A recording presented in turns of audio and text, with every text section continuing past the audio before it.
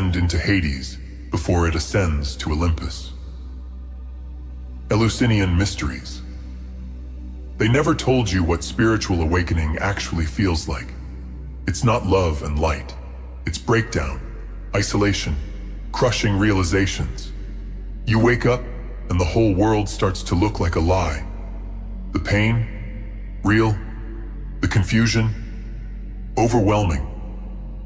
But you're not alone. Because when your soul begins to crack open, the gods take notice. This video is for those who are awakening, and for those who feel like they're breaking instead of rising. You are not being punished. You are being remade. No soul awakens by accident, and no awakening happens without pain. In ancient Egypt, awakening was the path of initiation into truth. The initiate was stripped of illusion, forced to walk the path of Ma'at, divine order, even through chaos. He who would rise must descend into the Duat, for in the darkness, he becomes divine. Temple of Edfu inscription. In ancient Greece, it was the Delphic oracle that warned, "Know thyself, and endure the fire of truth, lest you return to the shadows." In the Vedas, awakening was never soft. The soul, caught in slumber, must be shaken by fire and storm. From this pain, it returns to Dharma. Rig Veda.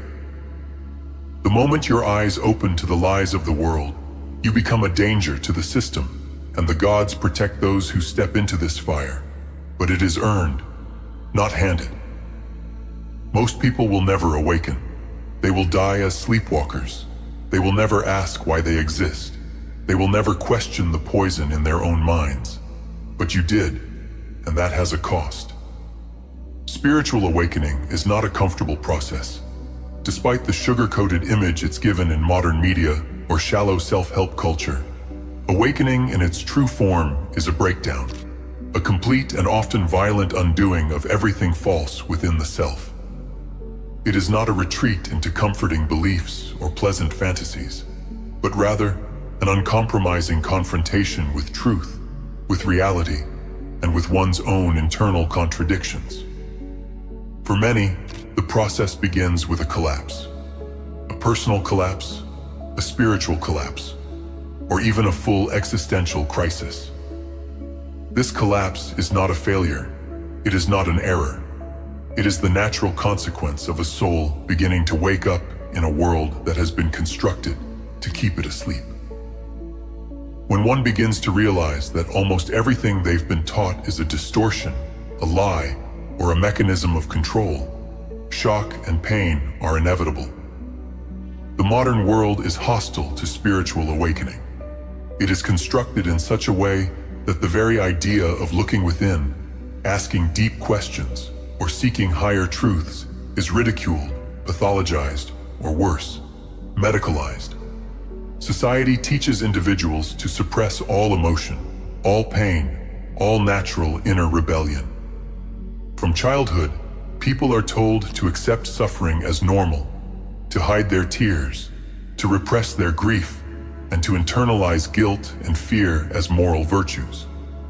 This pattern of suppression leads to the total desensitization of the human being. People become emotionally dead, spiritually amputated, and eventually incapable of genuine self-reflection. They survive in a zombified state, animated only by routines, screens, and distractions, while their soul suffocates in silence. Since the takeover of Christianity as a spiritual and cultural force, this pathology has been formalized. Misery, guilt, and emotional torment became sanctified. The suffering individual is presented as holy. Martyrdom is elevated above transformation. Self-flagellation is praised above spiritual power. The message is simple. To suffer is divine, and to be strong is heresy. This is not an accident.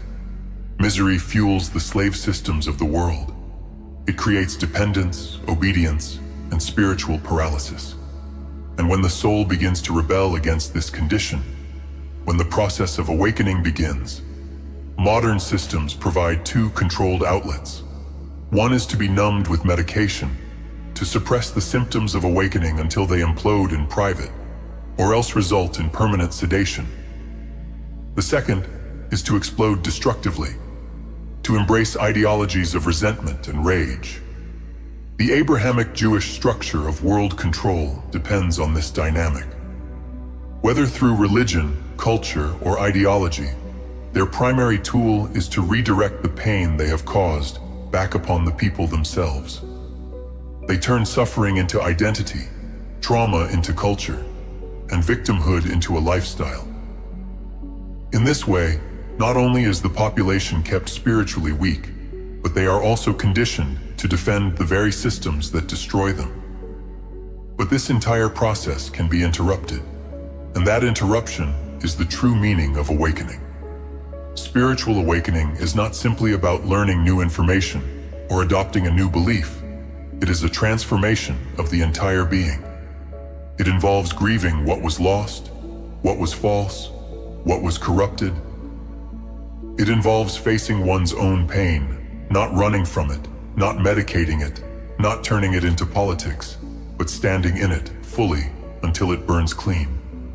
This is not poetic metaphor. This is spiritual physics. Awakening requires suffering. But this suffering is not an end in itself. It is a purification. The process is violent because the disease is deep. A person must go through their inner underworld, what the Egyptians called the duat, what the Greeks expressed through the myths of Hades and Catabasis, and what the Vedic texts described as the karmic purification through lifetimes of discipline. This is the fire through which falsehood is burned and the soul is revealed. The mythologies of all high civilizations reflect this. In ancient Egypt, the initiate entered the temple blindfolded and terrified, subjected to trials meant to break the ego and reveal the essence. In Greece, the Eleusinian mysteries revolved around descent into the underworld and ascent reborn. The hero's journey always requires death before rebirth, not physical death, but the death of illusion. In the Vedas, awakening is impossible without tapas, spiritual heat, self-inflicted for the purpose of refinement. This is what society today teaches you to avoid. It trains you to be fragile, to be soft, to fear pain and worship ignorance. This fear of discomfort is the primary barrier between the modern man and spiritual transformation. But pain will come either way. The question is not whether you will suffer. The question is whether your suffering will be meaningful. We are living in a time where collapse is accelerating. And in this moment, the only thing that can prevent complete destruction is awakening, but not a soft, commercialized awakening. A real one. The truth is, many who are going through this now feel alone. They feel mad. They feel broken. But they are not broken.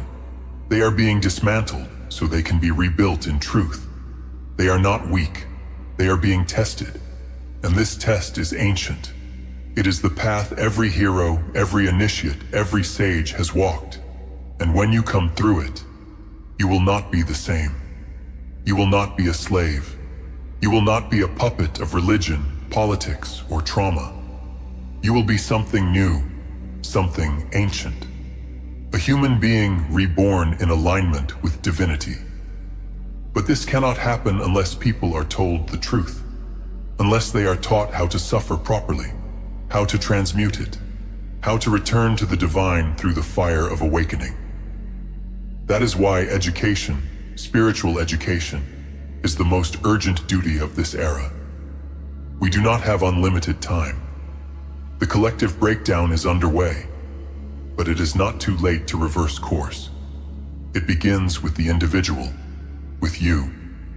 If you are waking up, do not run, do not numb, do not burn down what's around you in hatred. Take your pain and put it through the forge. Let the fire cleanse you. Let the truth remake you. And in that moment, know this: you are not alone. The gods are watching. They are near, and they are waiting for you to rise. Deep within the structure of the soul, it remembers. It remembers that in ancient times, the gods were the first ones called in crisis. Not because they stopped the pain, but because they taught how to walk through it. Not because they prevented death, but because they taught the meaning of it. Not because they erased suffering, but because they turned it into transformation. This is where true spirituality often begins. Not in joy, but in despair. The soul that has been shattered finally becomes still. And in that stillness, something ancient speaks. For some, the awakening begins at rock bottom, when there is nowhere else to go, when the world has turned its back, when the systems of man have failed, and there is nothing left. A quiet light breaks through the darkness. That light is them, the gods. They come as whispers, as symbols, as synchronicities that begin to cluster with eerie precision. They come in dreams, in the sudden sense that there's more, in the ache to find meaning after loss. They do not come screaming. They come when the world is silent enough for you to finally hear them. And when they come, you realize something that changes everything. They were always there. They waited, patiently, lovingly, not as judges, but as teachers. Not as distant cosmic entities, but as the original family of the soul.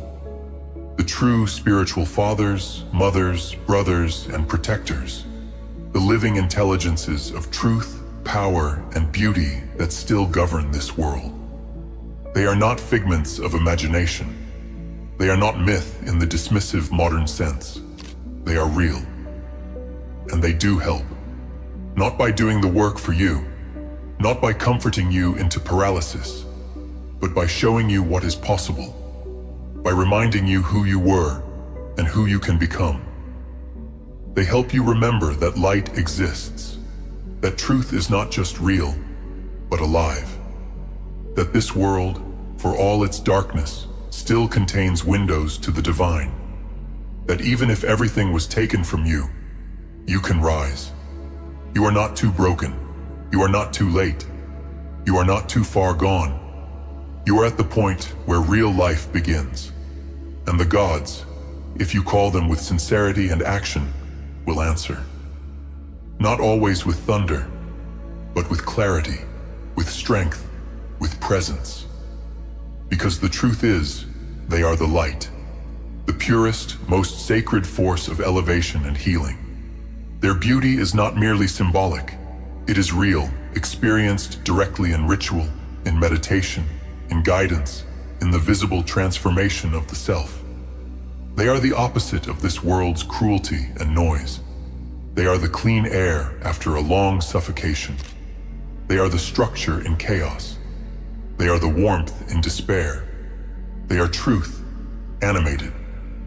The first step in true spiritual awakening is not a trend, a lifestyle change, or a motivational mantra. The first step is knowledge. Not just any knowledge, but forbidden knowledge. The kind that was hunted for centuries. The kind that, until very recently, cost people their lives. This knowledge of the gods, this system of practice, meditation, power, and divine connection, was silenced for ages. The penalty for knowing it was death. The penalty for preserving it was exile, torture, or execution. Entire cultures collapsed without it.